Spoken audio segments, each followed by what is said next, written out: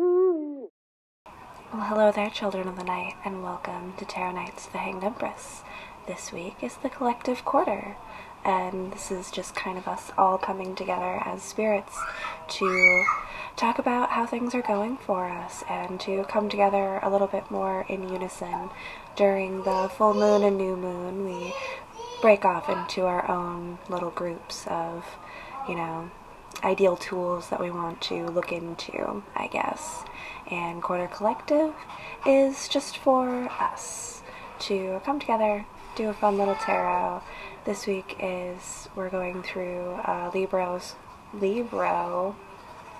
that's what we're going to call it. It's Libra, Scorpio transition, cuspy kind of thing that we're doing here. So it's like communicative, but also like minor adjustments, I guess, transformative in a smooth, transitional kind of way. So let's get into our tarots, see what we got going for us. Right up out of the get, just like a sideways page lighting. Catch the appropriate light, Ronnie. Sideways page of swords. Yeah. That's the vibe I'm feeling today. Still kind of like caught up in that Virgo, trying to organize things stage. So my words, they aren't coming out great.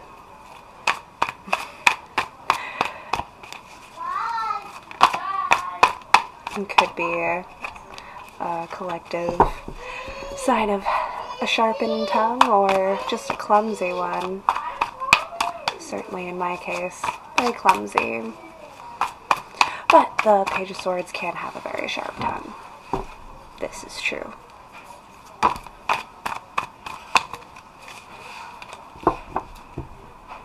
We have some electrifying movement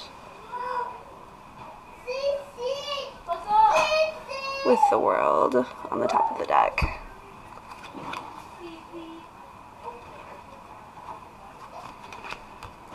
Then we go 5 of Wands, 10 of Swords,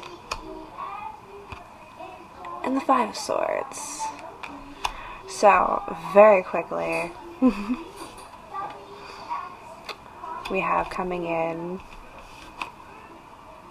a fight, an argument, a struggle, a battle, and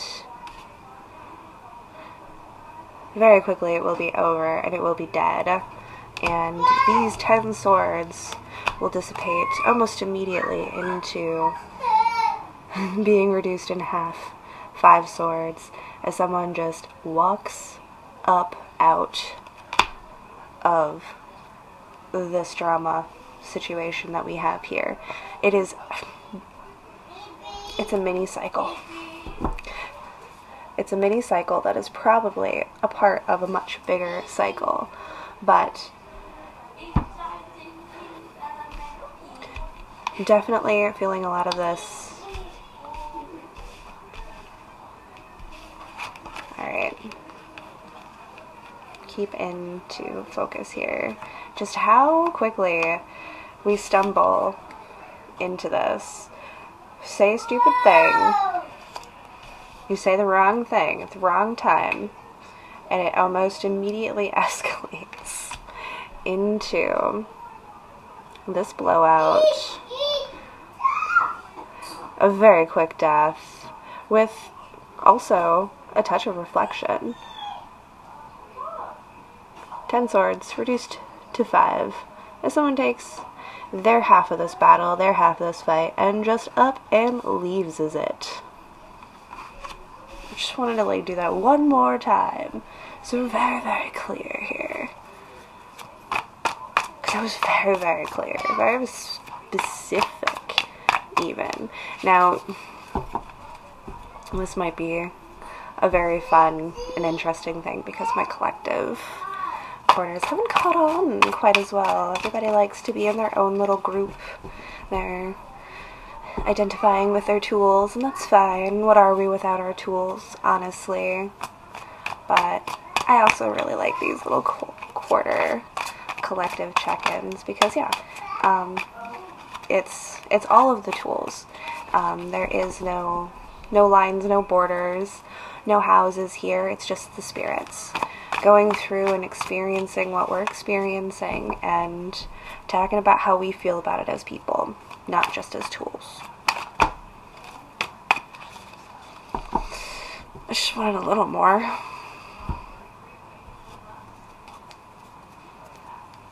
I wanted a little more. How's the spirits doing?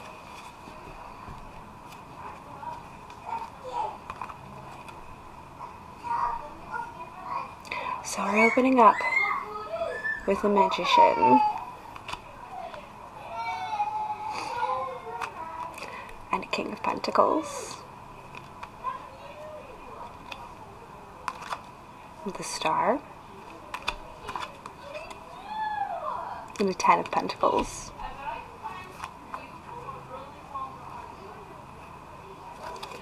I'm going to take that first half. There's 4 more cards. So this is a halfway point, and it's a nice little stopping point with that 10 there as well. So we have 2 people, 2 figures. Both of them are very intent and focused. One on making magic, making their dreams come true, manifesting, bringing forth energy, alchemy. Yeah, alchemy. Yeah, okay. I was reading a book at my job the other day, Emotional Alchemy. It was interesting. Definitely had fun with that. Okay, so we have our alchemist here, and we have our King of Pentacles here, who is focusing in on their kingdom and their resources, and making sure that there is plenty for everybody. And in the meantime, while they're both doing all of this focusing on their own personal well-being and sense of self, manifesting their star, their destiny, that is going to bring forth a nice little union. And look at that. See, we had our 10 swords, our big fight.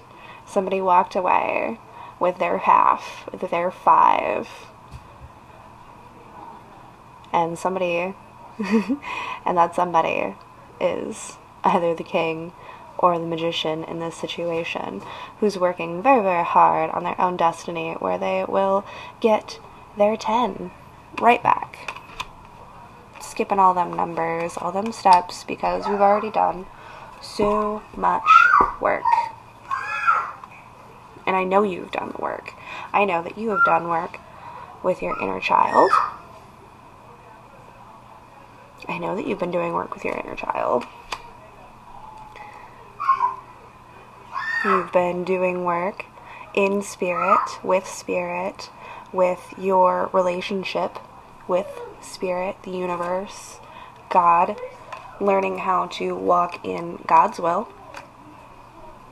You have been working on your intuition and listening to yourself and trusting yourself.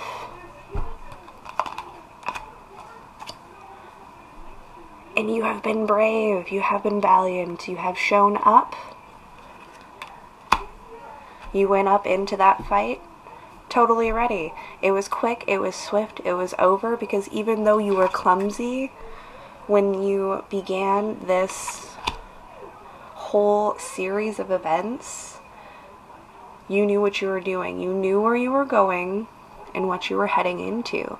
And if you weren't sure, you should be now. You should be quite clear, because what you are doing, all of the work that you are putting in to this, keep doing it. Keep working with this Holy Trinity right here. Yourself, your own intuition, the guidance of the gods in your universe, and everything that you hold sacred and spiritual, and your inner child. Keep working with these 3 here. This element. You see that shooting star coming out from the inner child. Remember where it landed.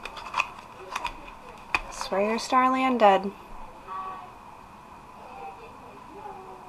if you're not seeing this connection here yet, don't worry. Keep focusing on you and following that shooting star, because it's all coming together for you. And when you find that star, when it lands in your lap finally, or when you have gone out and found it, it's all going to come together just so perfectly, so beautifully, that you won't have to question it. You'll know. You'll absolutely know when you reach your destination. Nice, collective. Again, a little specific. We're a small group, and that's okay. That's fine. Still love it anyways. It's very exciting. Very exhilarating. Just bring that energy down for a second.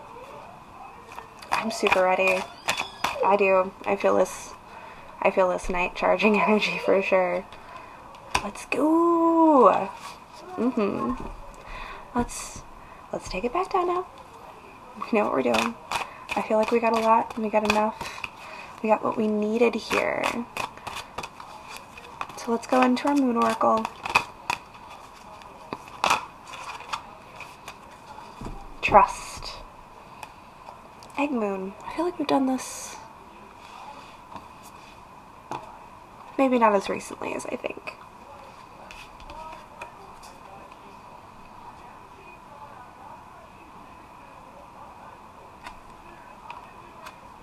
It's a good card for our collective. Cord. That is a slip up, a Freudian slip up that I have heard and said now a few times. So we said card, chords, we said it with a fun accent. Morning coffee. Yes. Morning coffee with Divine Conversations. He said chords, and I heard chords, like karmic chords. Just a little thing. Throwing that out there. Alright, so into our egg moon with trust for a collective message. So much good positive energy here. Really. Like, the vibes. The vibes, and they're well earned and well deserved. I just want to say that before we even get into this. Like, it feels so just. It feels so right. It does. It feels like we have done so much shadow work and gone through so much to really, like, wrap this up. It's beautiful. It's beautiful. I can't wait to see what our full moon brings for us. Exciting. Okay. Egg moon, collective quarter. Let's go. Alright. Trust yourself. Develop self-trust and joy will follow. You can rely on your own capabilities. Begin to plan carefully for the future. Apart from the trust we might develop spiritually with our higher power, self-trust is the basis of all other trust. Self-trust is a surety that we can rely upon ourselves, that our decisions are valid, that we ourselves matter, that knowing ourselves combined with trusting ourselves leads to better, more informed decisions about all aspects of our life, including career and relationships. Self-trust is far more than a flashy show of confidence. It is deeper and farther reaching than that. It is security at the very core, that no matter what, our wisdom matters and it is best. It allows for flow and for faith in oneself and the way you do things, moving and choosing in the world. Self-trust is a full acceptance of self. As accepting oneself becomes easier, thus self-trust will begin to shine. This gives great momentum to anything that we choose to tackle or do. I'm gonna die here just one moment. It's just hanging there. Okay. Excuse me. Sorry about that. Our ancestors saw spring, that great thawing, as a new beginning. They would walk the marshes and the plains and find newly laid eggs. More than just a symbol of fertility and new hope, the eggs meant that the worst of the cold was over and that new life was really here. The egg moon was a time for celebration and rejoicing. Yes. Trust. Trust in yourself. Trust in the universe. Trust your inner child. This really is the Holy Trinity here. Right now, keep these in focus, because the dreams you had, the ideas, the thoughts that you had when you were a child, the things that you have been taught, the things that you have learned, and through teachings and your own personal experiences with spirit, with your intuition. Listen to all of these things and trust that everything is coming forward for us. What a fantastic message. What a fantastic read. I had so much fun. Thank you for coming out. And I hope you have a fantastic moon, and we will see you on the full moon.